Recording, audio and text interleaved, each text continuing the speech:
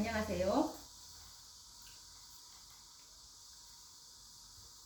조금 전에 요즘에 재난 안전 문자가 참 자주 오는 것 같네요. 그래서 중간에 끊어진 거 양해 바랍니다. 계속 이어서 나가보도록 하겠습니다. 그래서 이제 이 하나님의 율법이 이제 심판의 기준이 된다는 사실이 선포된 이후에 하나님께서는 살아있는 이 14만 사천인들에게 그리스도께서 이 땅에 재림하실 그 날짜와 시간을 아버지 하나님의 음성으로 이제 선포를 하셨습니다. 그래서 이 14만 사천이 되는 성도들은 이 말을 이제 알아들을 수 있었지만 재림하실 날짜와 시간을 14만 사천인들은 알아들을 수 있었어요.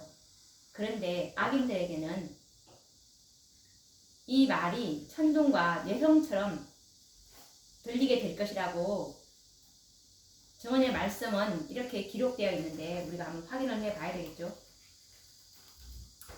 이것은 각시대의 대쟁투 640페이지에 있는 말씀인데요. 하늘에서 하나님의 음성이 들리고 예수님께서 재림하실 날짜와 시간이 선포되고 하나님의 백성들에게 영원한 언약이 주어진다. 가장 큰 외성처럼 하나님의 음성은 온 땅에 들린다라고 말씀하고 있습니다. 그리고 초기 문집 15페이지에도 보시면 이었고 우리는, 여기서 우리는 이제 이 14만 사천인들입니다. 우리는 많은 물소리와 같은 하나님의 음성, 여기서 하나님의 음성은 아버지 하나님의 음성입니다. 하나님의 음성을 들었는데 그 음성은 예수님이 오시는 날과 시간을 우리에게 전하였다. 그 수효가 14만 사천이 되는 살아있는 성도들은 그 음성을 알고 깨달았으나 악인들은 그것이 뇌성과 지진이라고 생각하였다라는 이 말씀에서 이 14만 사천인들만 아버지 하나님께서 말씀하시는 예수님의 재림의 날과 시간을 이제 듣는데 그 14만 사천인들은 그 수효가 14만 사천이라고 이렇게 나타나 있는데 수효라는 것은 상징적인 그 숫자가 아니고 낱낱으로 이렇게 하나씩 헤아릴 때 쓰는 단어가 수효입니다. 그래서 그 수효가 14만 사천이 되는 살아있는 성도들은 그 음성을 알아듣고 깨달았다라는 말씀처럼 이 14만 사천은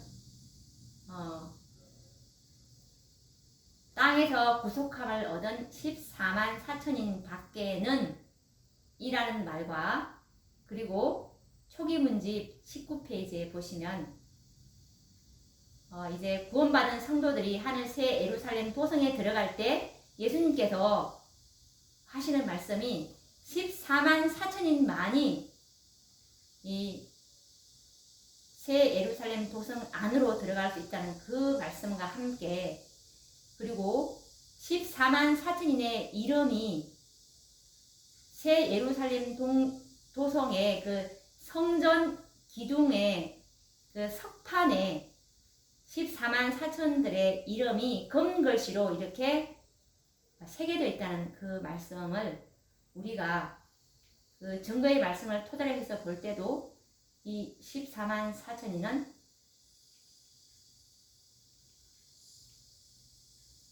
상징수가 아니고 실제적인 수요이고 이 마지막 시대에 새천사의 기별을 믿고 있다면 반드시 이 14만 사천인의 속해야만 본을 얻을 수 있다는 것이 이게 하나님의 명백한 말씀이라는 것입니다. 그래서 이 14만 4천인들은 이때 모두 이제 하나님의 음성을 듣는데요. 만약에 알아듣지 못한다면 멸망당할 악인들이겠죠. 그래서 1844년 이후에 셋째 천사의 기배를 믿고 죽은 자들은 특별부활에 일어나서 14만 4천인 수요에 포함된다는 확실한 증거가 되는 것입니다. 왜냐하면 그리스도의 오심에 대한 날과 시간을 아버지 하나님께서 알려주실 때 이 땅에는 두 무리밖에 존재하지 않는데요. 한 무리는 14만 4천인들이고 한 번도 죽음을 경험하지 않고 일요일 법령과 야곱의 환란을 끝까지 경험한 14만 4천인과 그리고 일곱째 재앙 때 일어나서 셋째 천사의 기별을 믿고 잠든 그 의인들을 부활할 때 이 특별 부활 때 일어날 14만 4천인들 이때 완전히 이제 일곱째 재앙 때는 14만 4천이 이 지구상에는 존재하게 되는 것입니다. 다 부활했으니까요. 이 특별 부활한 그 14만 4천인들도 부활했기 때문에 온전한 14만 4천인들이 이 일곱째 재앙 특별 부활 때 이제 완전히 다 이 세팅이 되는 것이죠. 그래서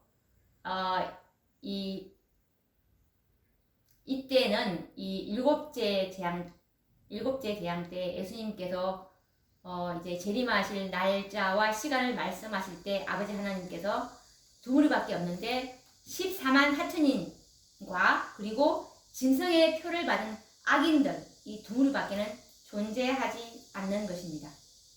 재림하시는 날과 시간을 공포하실 때 하나님의 음성을 알아듣는 자는 살아있는 의인들인 14만 4천인들이죠. 왜냐하면 이때는 다 살아있는 14만 4천인들입니다. 왜냐하면 일곱째 재앙 때 죽은 14만 4천인들이 부활을 했으니까요. 그래서 이 외에는 다 모두가 악인들이죠. 하나님의 말씀은 분명하게 그렇게 기록되어 있습니다. 그래서 이 특별 부활에 일어난 재림 선고자들을 우리는 악인으로 만들지 말아야 되겠죠. 이들도 14만 4천인에 포함되는 특별 부활에 일어날 분들이기 때문에 그렇습니다. 그래서 재림하시는 날과 시간을 이 알아들은 14만 4천인들은 이제 이때에 승리의 함성을 울리면서 저들의 얼굴은 모세처럼 하나님의 영광으로 이제 빛이 나게 될 것인데요.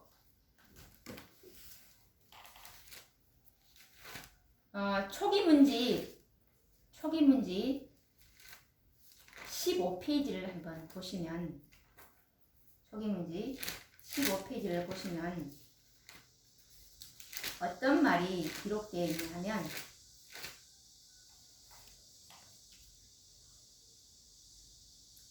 이 아버지 하나님의 하나님께서 예수님의 오시는 날과 시간을 말씀해 주셨잖아요. 그때 이제 이 14만 4천인들은 음성을 알아들었잖아요. 알아듣고 그 의미도 깨달았잖아요. 그렇죠? 그때 이제 하나님께서 이제 시간을 아버지 하나님께서 예수님의 오시는 날과 시간을 말씀하실 때 어떤 일이 또 생기냐면 이 14만 4천인들에게 성령을 부어주시게 됩니다. 성령을 부어주셔가지고 모세가 시내산에서 내려왔을 때 그랬던 것처럼 이 14만 4천인의 얼굴도 하나님의 영광으로 환하게 빛나기 시작하였다고 기록되어 있는데 한번 읽어보도록 하겠습니다. 초기문집 15페이지 말씀입니다. 하나님께서 시간을 말씀하실 때 우리에게 성령을 부어주셨으며 모세가 시내산에서 내려왔을 때에 그랬던 것처럼 우리의 얼굴은 하나님의 영광으로 환하게 빛나기 시작하였다라고 기록되어 있습니다. 그리고 각 시대의 대쟁투 640페이지도 이와 같은 말씀이 실려 있는데요. 읽어보도록 할게요. 하나님의 백성들은 서서 그들의 눈을 위를 향하여 주목하고 귀를 기울인다. 그들의 얼굴은 하나님의 영광으로 환하여지고, 이제 날과 시간을 들었기 때문에 이런 상태입니다. 그래서 그들의 얼굴은 하나님의 영광으로 환하여지고, 왜냐하면 아까 그랬던 것처럼 우리 초기 문집 15페이지에 읽었던 것처럼 성령을 부어주시기 때문에, 부어주셨다고 초기 문집 15페이지에 기록되어 있죠. 그래서 이 14만 4천의 얼굴은 하나님의 영광으로 환하여지고 마치 모세가 시내산에서 내려온 때와 같이 빛난다. 악인들은 그들을 쳐다볼 수 없다. 안식일을 거룩히 지킴으로 하나님을 존경해 온 사람들에게 축복이 선고될 때 큰 승리의 함성이 일어난다 라고 기록되어 있습니다. 그리고 그 다음 사건이 예수님의 재림입니다. 이어지는 사건은 예수님의 재림인데요. 요한계시록 1장 7절 말씀에 보시면 볼지어다 구름을 타고 오시리라 각인의 눈이 그를 보겠고 라고 기록되어 있고, 그리고 데살로니가 4장 16절에도 주께서 호령과 천사 장의 소리와 하나님의 나팔로 친히 하늘로 쫓아 강림하시리니 라고 기록되어 있습니다. 이것이 각 시대의 대쟁투 640페이지에서도 자세히 기록되어 있는데요. 이제 예수님께서 재림하실 때 어떻게 되냐면 사람의 손바닥 반만한 작고 검은 구름이 동쪽에서 나타나기 시작을 해요. 그것은 예수님을 두르고 있는 이 구름인데요. 멀리서는 어둠에 둘러싸인 것처럼 보입니다. 그래서 하나님의 백성들은 이거 말씀을 통해서 알기 때문에 그것이 예수님의 재림의 징조임을 깨닫게 되는데요. 그래서 이 14만 4천인들은 엄숙한 침묵 가운데서 그 구름이 땅으로 점점 가까워지고 있는 것을 주목하게 되고, 그 구름이 점점 밝아져요. 그리고 또 영광스럽게 되어서 마침내는 커다란 흰 구름이 되고, 그리고 그 구름 아래에는 타는 불과 같이 광명한 빛이 있고, 그 위에는 언약의 무지개가 있는 것을 보게 됩니다. 그때 예수님께서는 강한 정복자처럼 구름을 타고 오세요. 그리고 그분이 오실 때는 간구를 많이 겪는 그런 분이 아니고, 산자와 죽은 자들을 심판하기 위해서 하늘과 땅의 성자를 오신 만왕의 왕의 모습으로 오시게 되는 것입니다. 이것에 관련된 증언의 말씀은 각 시대의 대쟁투 640페이지 말씀인데 읽어보도록 하겠습니다. 곧 사람의 손바닥 반만한 작은 검은 구름이 동쪽에서 나타난다. 그것은 그리스도를 두르고 있는 구름인데 멀리서는 어둠에 둘러싸인 것처럼 보인다. 하나님의 백성들은 그것이 인자의 징조임을 깨닫는다. 그들은 엄숙한 침묵 속에서 그 구름이 땅으로 점점 가까워짐을 주목한다. 그 구름은 점점 밝아지고 영광스럽게 되어 마침내 커다란 흰 구름이 되는데, 그 아래는 타는 불과 같이 광명한 빛이 있고, 그 위에는 언약의 무지개가 있다. 예수님께서는 강한 정복자처럼 구름을 타고 오신다. 그분은 이제 수치와 저주의 쓴 잔을 마시기 위하여 간고를 많이 겪는 분으로서가 아니라 산자와 죽은 자들을 심판하기 위하여 하늘과 땅의 승리자로 오신다라고 기록되어 있습니다. 그리고 또 계속 이어서 어떤 장면이 이제 이어지냐 하면은 이때 이제 이 재림을 이제 예수님의 재림을 이제 보면서 땅의 임금과 이 왕족과 장군과 부자들 그리고 강한 자들 그리고 각 종 자주자가 굴과 산 바위 틈에 숨어서 산과 바위에게 뭐라고 하냐면 우리 위에 떨어져서 보좌에 앉으신 이의 낫에서와 어린 양의 진노에서 우리를 가리우라 라고 이렇게 부르짖게 됩니다. 이제 그들한테는 진노의 큰 날이 이르는 셈이죠. 그래서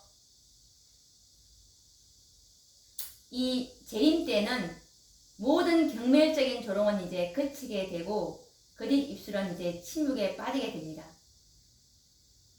이때에는 정말 온 세상이 전쟁과 이 재난으로 아비규환이 된 상황입니다. 그래서 군인의 갑옷과 피 묻은 복장이 따르는 이 무력 충돌과 전쟁의 소동은 이제 이 재림으로 그치게 되고